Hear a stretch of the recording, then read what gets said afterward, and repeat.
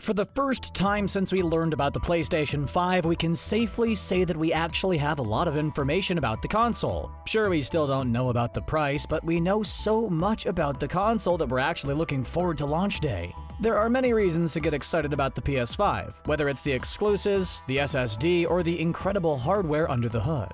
Whatever the case may be, we're just as excited as you, so let's take a look at all the reasons why you should pick up a PS5 at launch day. Exclusive games. Let's be honest, the main reason why you're considering getting a PS5 in the first place is because of those games. Considering the PS4 had much better exclusives than the Xbox One, you have plenty of reasons to be excited about all the incredible PS5 exclusives we've seen so far. As you know, games are the most important selling point for a console. If you have amazing games, then you get sales. It's as simple as that, and Sony is well aware of it. On PS5, we'll be getting 9 exclusives at or shortly after launch. Those games include Astro's Playroom, Demon's Souls, Destruction All-Stars, Gran Turismo 7, Horizon Forbidden West, Marvel's Spider-Man Miles Morales, Ratchet & Clank Rift Apart, Returnal, and Sackboy: A Big Adventure. All of these games will take advantage of the tech inside the PS5 and looked great at the June reveal event. We're most excited for Horizon Forbidden West and Spider-Man Miles Morales, and hope they continue from where they left off on PS4. But what games are you most excited for?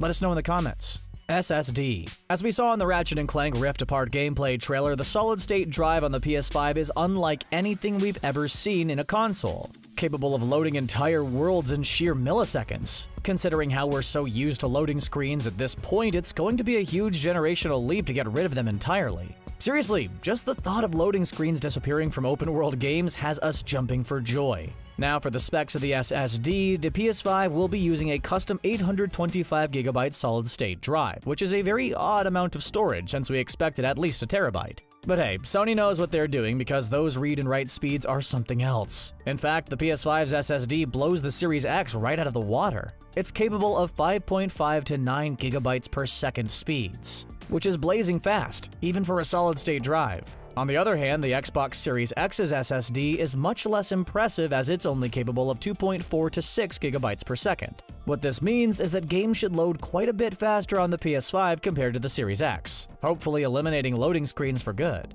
We're not gonna miss them, that's for sure. DualSense. The new DualSense controller is another reason why you should get the PS5 at launch. It looks like the best one yet. The DualSense will support haptic feedback, which will add a variety of powerful sensations we'll feel when we play. Sony mentioned the slow grittiness of driving a car through mud as something that we'll feel through haptic feedback. So Gran Turismo 7 should really showcase this feature. The controller will also have adaptive triggers in the L2 and R2 buttons, which will allow us to truly feel the tension of our actions. Sony highlighted drawing a bow to shoot an arrow as something we'll be able to feel through adaptive triggers, so Horizon Forbidden West could really showcase this when Aloy uses her bow and arrow. The share button has been replaced with the create button on the DualSense that'll be used to stream, take pictures, and record video clips. The controller also comes with a built-in microphone that could be used to communicate with teammates, although for longer sessions a headset is definitely recommended. It even comes with a 3.5mm headphone jack as well as USB-C support instead of micro USB, which is a huge step forward. We don't know anything about battery life yet, but we sure hope the DualSense lasts longer than the DualShock 4. That controller was basically a wired one. Visuals. Graphics have always been one of the most important aspects of gaming, but if you expect to see a huge difference between visuals on the PS4 and PS5, then you might be disappointed. Sure, games will definitely look better on the PS5, but it won't be a huge leap like, say, PS2 to PS3. Still, we do expect PS5 graphics to get better over time, just like with the PS4. Take a game that came out in 2014 on the PS4 and compare it to a game like The Last of Us Part 2. The difference is night and day. On top of these incremental graphical improvements, we'll be seeing improved and more consistent frame rates. Developers will try to make 60 FPS the minimum frame rate for their games, with 120 FPS being the ultimate goal. We'll also be seeing more native 4K resolutions instead of the tricks the PS4 Pro was using. One of the most exciting new features has to be ray tracing, which will significantly improve lighting and the way it bounces off of objects and shapes. While it might not be a huge generational leap, visuals will certainly be improved on the PS5. Digital Edition. Sony surprised everyone at the June reveal event when they announced that not one but two PS5 consoles would be released during the holiday season of 2020. The standard PS5 with a Blu-ray disc drive and the PS5 Digital Edition. Unlike Microsoft's Xbox Series X that at this moment only has one option with a disc drive, Sony decided to give gamers who buy all their games digitally an option as well. Not only does the Digital Edition look more symmetrical than the standard PS5, which is a big deal for those with OCD, it'll also be less expensive, which is huge for gamers on a budget. Now, since we don't know the price of the PS5 yet, it's all just rumors right now, but the PS5 Digital Edition may only be $50 cheaper than the standard PS5, which is pretty disappointing actually. If it was $100 cheaper, that's a really good deal, but $50 isn't a whole lot of money saved. Whatever the case may be, we're just happy we have options when it comes to the PS5. 3D audio. A feature that may have flown a bit under the radar is 3D audio. Despite the PS4 having amazing audio already, it was far from perfect according to Sony.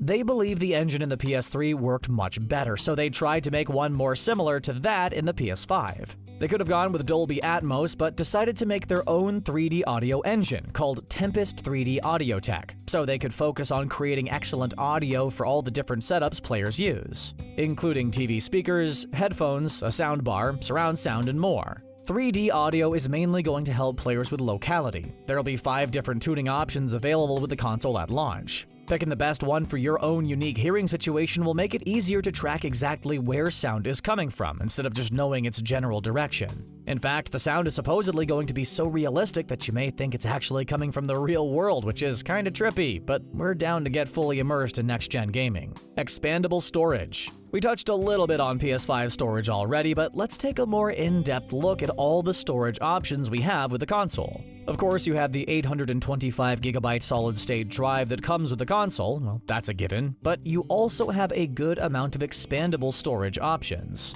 Yes, even though the console comes with a solid-state drive, you can plug an external hard drive into the console. Of course, it could only be used for PS4 games, but it's an option for you if you don't want to re-download all your PS4 games onto your PlayStation 5's SSD. The console will also come with a built-in expansion bay for an additional solid-state drive. Now, you can't just grab any solid-state drive on the market and install it in your PS5. It's not going to work like that. The PS5 will only be compatible with certain M.2 SSDs, and Sony will eventually release a list of which ones are compatible with the console. Storage is one of the areas where the Series X has Sony beat with its 1TB solid-state drive, but this expansion bay makes that difference a much smaller deal.